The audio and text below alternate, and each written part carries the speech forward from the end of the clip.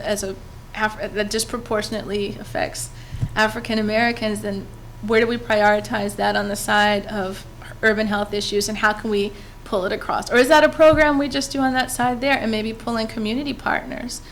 Some of the community partners that I've worked with on the South Side in particular that have some ongoing seniors groups, for example, are very concerned with a number of other health issues, and they would be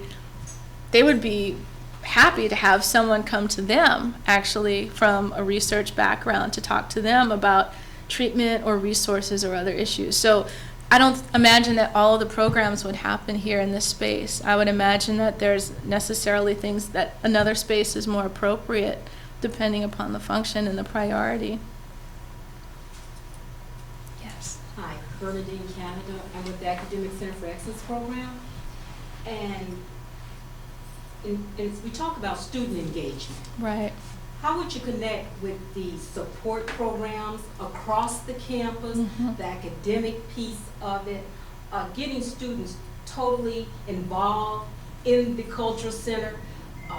We're focusing so much now on first-year students. Right. And we have our culture of this campus, while we have residential halls, still has that culture of a commuter campus, 8:30 to 4, Fridays 8 to 2, but getting the students totally involved in activities. What would be some examples? So one of the things that I was struck by in going through and reading the materials is that there are a number of different units that provide different specialized services beyond just the academic departments and beyond like the larger student services departments. There are these other programs. So part of what I would see my responsibility in doing is knowing what all of these are and where they are and what particular constituents they serve and what some of the issues are that they see. And I've seen that a lot of centers and institutes and programs also do social and cultural, other programs. So the idea then would be, where would it be smart to partner or collaborate as opposed to being redundant and just creating a new program to create a new program? If it would be strengthened, if there are some creative tools that we could bring to help to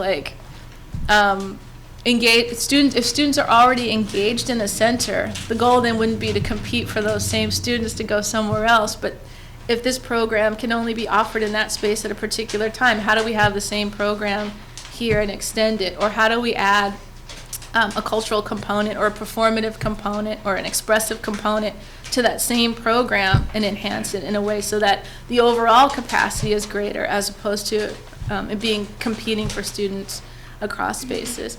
And I was also going to say, and I don't know if this is the case, but I can remember many years ago when I was an undergraduate, there were sometimes programs that went on in residential halls, certainly off hours. And so I think it would be important, if we're going to engage a diverse range of students that have different experiences, to have some of those programs available on a Friday night or on a Wednesday night or on a weekend or something like that. So I think a lot of it would be practical logistics and figuring out what's where and what's the best time and best way to reach students in a way that's not asking them to choose between 6 activities that are all happening at the same time.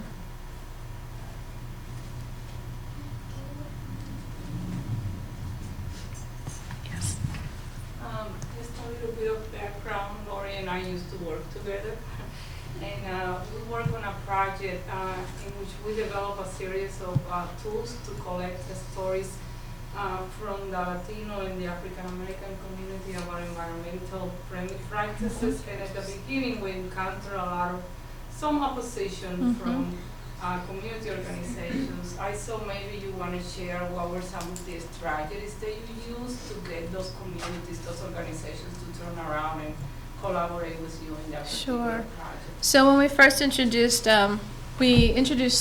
story collecting and storytelling as a tool to get members of the African American and Latino communities involved in a project to encourage them to basically use more environmentally friendly practices. And so storytelling and story collecting initially was supposed to be this great way that they could take ownership of being the storytellers and collectors from their communities. However, when you approach community organizations that are dealing with other priorities, people put it off because I don't have time to do the story stuff. And it became something that was delayed. And what we came to at a certain point with one of the groups that I was working with in Roseland, which obviously, if you know anything about Roseland, they've been faced with the short story is there are a lot of economic challenges, like many other places. There's jobs and development issues, but certainly youth and crime and violence is a major problem in Roseland. So this was at a time where, you know, you could turn on the news at any given point during the week and there was another young kid who was killed in Roseland. So story collecting on the priority of things did not seem to be relevant. However, I went out with these community organizations and made a case for how do we use the young people then who you have in this program that you want to give a meaningful activity to collect some stories from their communities, and how would this be beneficial to them? And so we had some young people that went out to some farmers markets and actually spoke with some elders in their communities to collect stories. And in the process, they actually realized that they were learning things about people who they had known for almost all their lives that they didn't know, because they never had this conversation about what was it like for you when you were a little girl. The other thing that happened was that some of the community organizations who had put it off used the opportunity as an excuse really to broker some relationships with other community partners that they would not have otherwise had. So because they had this project, then they could go talk to the other community organization that was running a similar program and ask them about it and gain some information. So I think it was a way, it certainly became a way to broker some relationships. There were some good intergenerational projects that came out of it. One of the young men who was a high school student at CVS High School ended up doing some gardening work for this older woman who had some health issues, but like lamented the fact that she used to grow her own tomatoes. So he did the gardening work for her. So some of these are smaller successes in many ways, but they did turn into action. And as a result of some of that work, some of these collaborations have strengthened and have gone on. And others of them have used the opportunity to actually develop some programming initiatives based upon the feedback that they got from partners that they wouldn't have otherwise had a chance to meet at that level.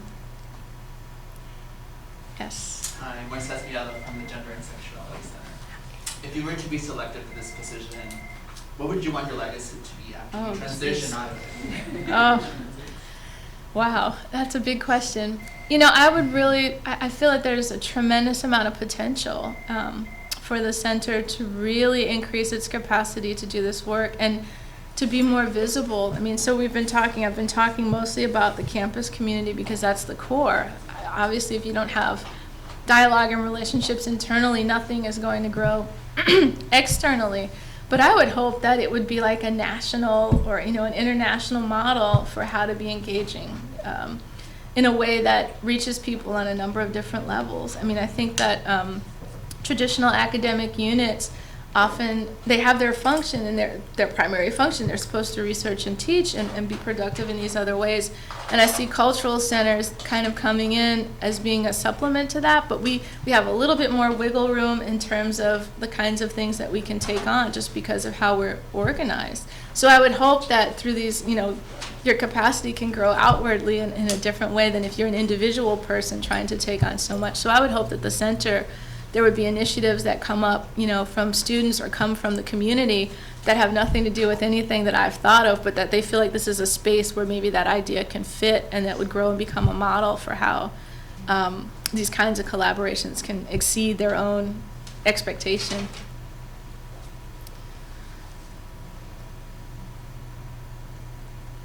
Yes. We say to students during orientation that their primary purpose for being here is to graduate. Right. And this is their number one priority. You just heard that they're busy, they have a lot to do, family, work, all kinds of things.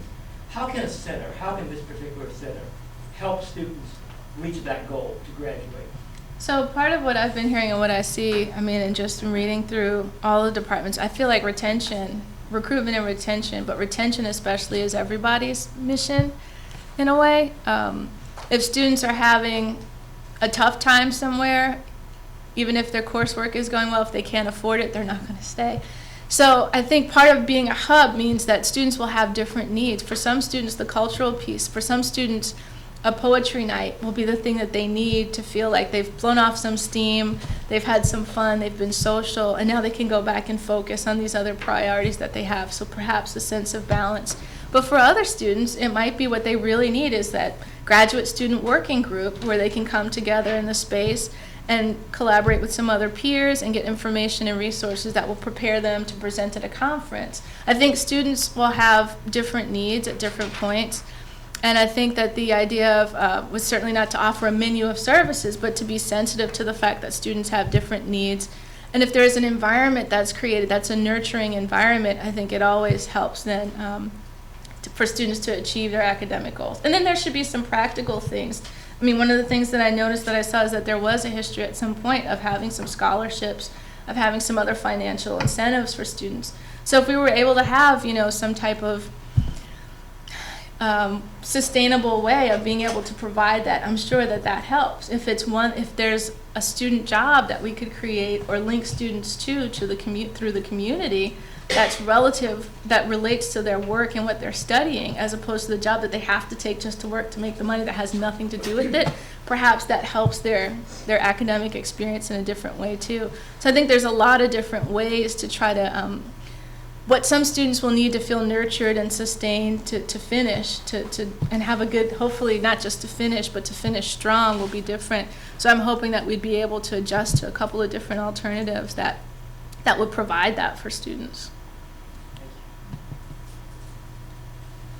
How would you go about assessing financial needs, for example? It was my understanding part of the job description was and grant writing proposals. So seeking out those type of resources. So I think part of that be tied to the priorities. I mean, I understand very much what the mission of the center is, and thinking through then priorities, part of which I would rely upon a higher level of input as well, but also some stakeholder. So if we just establish some priorities, let's say, and one of the first priorities being we can all agree retention is a major issue priority.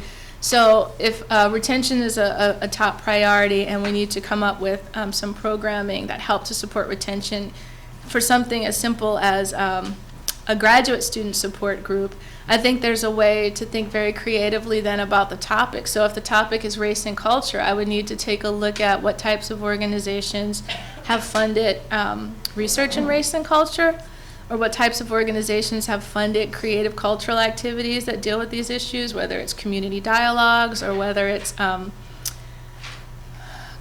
program support in a vague way. I think identifying the priority areas obviously is the first step, and then just really thinking through where would be those logical sources for that. It's hard to say. My experience with grant writing for a cultural center, I should say, at this point has been mostly on the East Coast, so there are some local, smaller, my experience has been working with local and smaller grant funding entities that have supported in smaller bundles, but maybe over a sustained period of time, smaller parcels of money. But again, I know everybody's competing for the same smaller pot of resources in this economic climate, but there's money out there. It's a question of refining a scope of work or a scope of, and also assessment being built into the process that I think betters the chances for identifying it.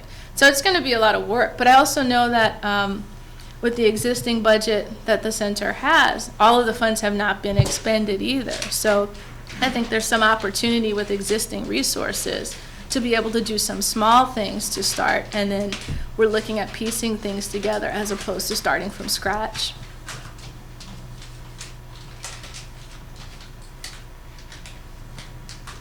Okay. Well, thank you very much. Thank you.